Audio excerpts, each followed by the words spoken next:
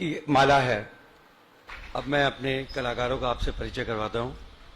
ये कलाकार वैसे तो हमारे क्षेत्र में अपनी अपनी जगह अपने मुकाम पर पहुंचे हुए हैं, लेकिन मैं इनका भी धन्यवाद करता हूं कि इन्होंने हमारा साथ दिया और एक व्यावसायिक तौर पर नहीं, समर्पित होकर अपना समय और अपनी भावना से इस गायत्री सीरियल में काम किया। सबसे पहले मैं अरुण गोविल जी को यहां बुलवा रहा हूं। चमन ऋषि की भूमिका की है अरुण गोविल जी।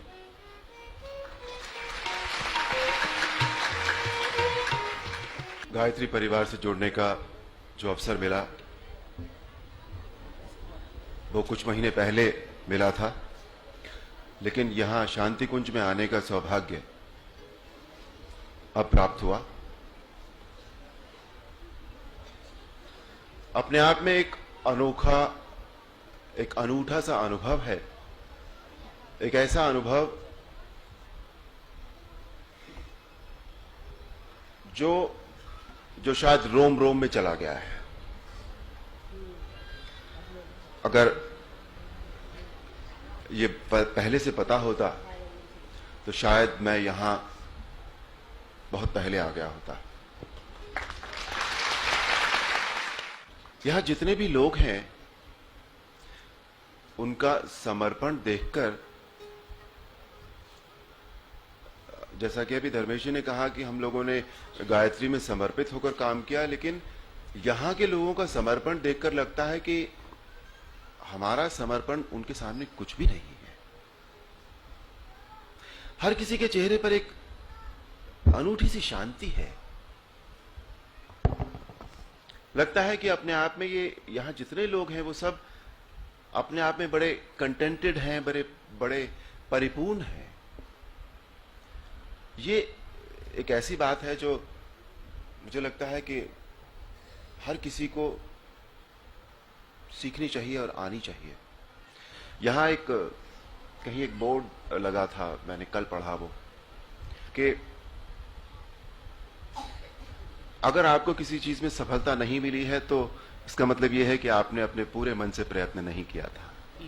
ये एक ऐसी बात है जो अगर हम अपने प्रति ईमानदार होकर सोचें तो हमें समझ में आती है, लेकिन वही बात होती है कि कहीं कोई ना कोई गुरु, कोई ना कोई ऐसी बात होनी चाहिए, तब ये बातें हमारे सामने आती हैं और तब हमें ये सीखने को मिलती हैं।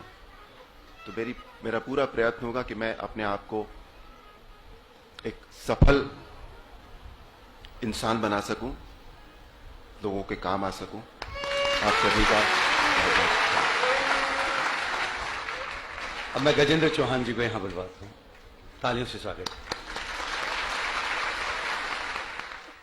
महाभारत में एक बात कही गई थी कि प्रणाम का परिणाम केवल आशीर्वाद होता है।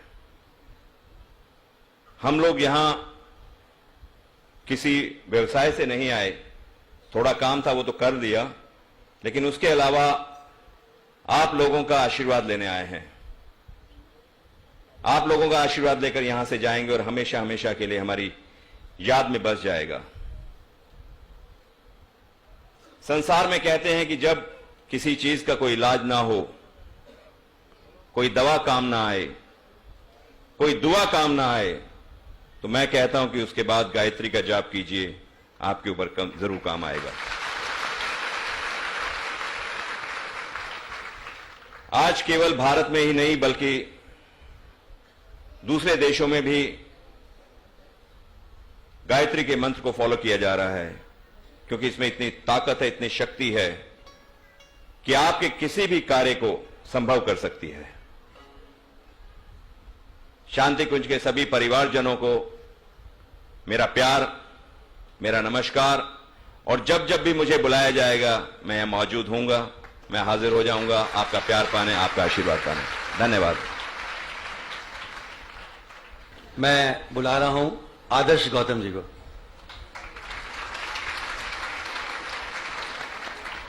सबको मेरा प्रणाम।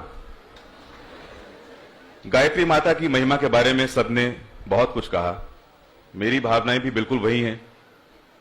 मैं भी शांति कुंज में पहली बार आया हूं। यहां आते ही एक विचार मेरे मन में आया, वो ये था कि अगर साक्षात भगवान शिव भी यहां आते तो वे देवर्षि नारद को यही कहते कि हे देवर्षि, मेरी तथा माता पार्वती की रहने की व्यवस्था यहीं करवा दो, यहां कैलाश से भी अधिक शांति है। धन्यवाद।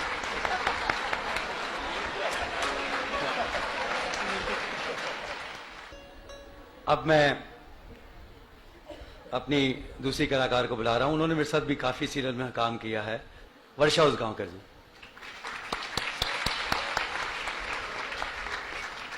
हिंदुस्तान में हर व्यक्ति की इच्छा होती है कि जीवन में एक बार वो हरिद्वार आ जाए। उस प्रकार गायत्री महिमा में काम करके मेरी ये इच्छा पूर्ण हो गई और यहाँ शांति कुंज में आकर इस पवित्र मंगल वातावरण में रहकर मन को बड़ी प्रसन्नता मिली, शांति मिली।